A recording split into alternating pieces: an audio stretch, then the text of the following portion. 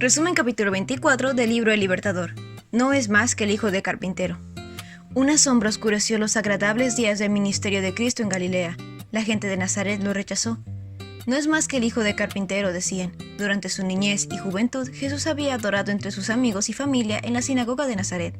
Desde el inicio de su ministerio había estado ausente, pero cuando volvió a aparecer entre ellos, sus expectativas se avivaron en sumo grado.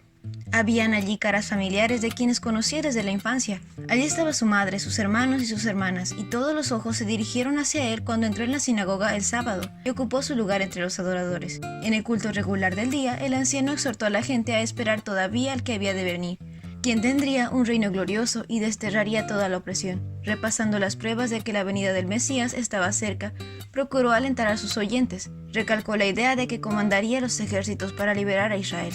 Cuando un rabino estaba presente en la sinagoga, se esperaba que diese el sermón, y cualquier israelita podía hacer la lectura de los profetas.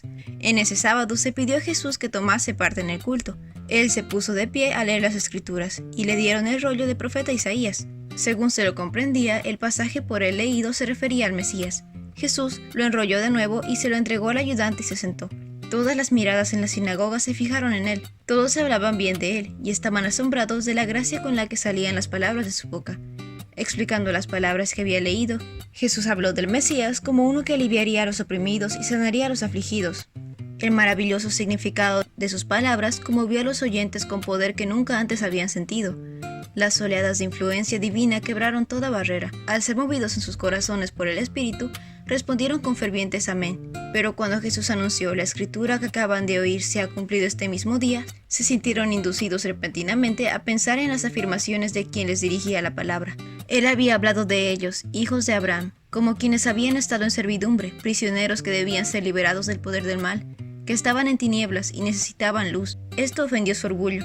¿Quién es este Jesús?, se preguntaban. El que se había arrogado la gloria del Mesías era el hijo de un carpintero. Lo habían visto subiendo y bajando con esfuerzo las colinas. Conocían a sus hermanos, sus vidas y sus ocupaciones. Lo habían visto convertirse de niño en hombre. Aunque su vida había sido intachable, no querían creer que fuera el prometido. Al abrir la puerta a la duda y por haberse enternecido momentáneamente, sus corazones se fueron endureciendo mucho más. Con intensa energía, Satanás obró para afirmarlos en su incredulidad. Habían sido conmovidos por la convicción de que era su Redentor quien les estaba hablando, pero Jesús les dio entonces una prueba de su divinidad, revelando sus pensamientos secretos. Ningún profeta es aceptado en su propio pueblo. Sin duda, había muchas viudas necesitadas en Israel en el tiempo de Elías, cuando los cielos se cerraron por 3 años y medio y un hambre terrible devastó la tierra. Sin embargo, Elías no fue enviado a ninguna de ellas. En cambio, lo enviaron a una extranjera, una viuda de Sarepta en la tierra de Sidón. También había muchos leprosos en Israel en el tiempo del profeta Eliseo, pero el único sanado fue Naamán, un sirio. A los profetas elegidos por Dios no se les permitió trabajar por un pueblo de corazón duro e incrédulo. Las palabras de Jesús a sus oyentes llegaron hasta la raíz de su justicia propia. Cada una de sus palabras cortaba como un cuchillo a medida que les iba presentando su verdadera condición. Ahora despreciaban la fe que al principio los inspiraba. No querían admitir que quien había surgido de la pobreza y la humildad fuese algo más que un hombre común. Su incredulidad engendró odio. Con ira clamaron contra el Salvador. El feroz orgullo nacional de sus oyentes despertó, y un tumulto de voces ahogó sus palabras.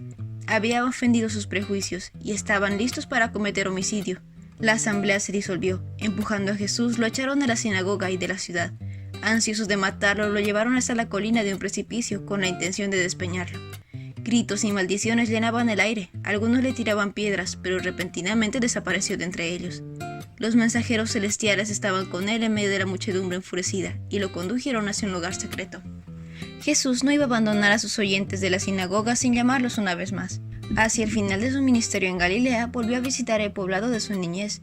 La fama de su predicación y de sus milagros había llenado el país. Nadie en Nazaret podía negar ahora que poseía un poder más que humano.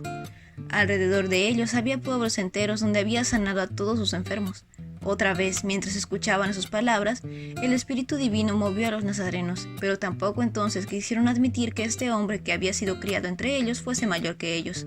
Todavía tenían el resentimiento de que, en tanto que había aseverado ser el prometido, se les había negado un lugar con Israel, porque les había demostrado que eran menos dignos del favor de Dios que una mujer y un hombre paganos. Por causa de su incredulidad, el Salvador no pudo hacer muchos milagros entre ellos, y con pesar se apartó para nunca volver.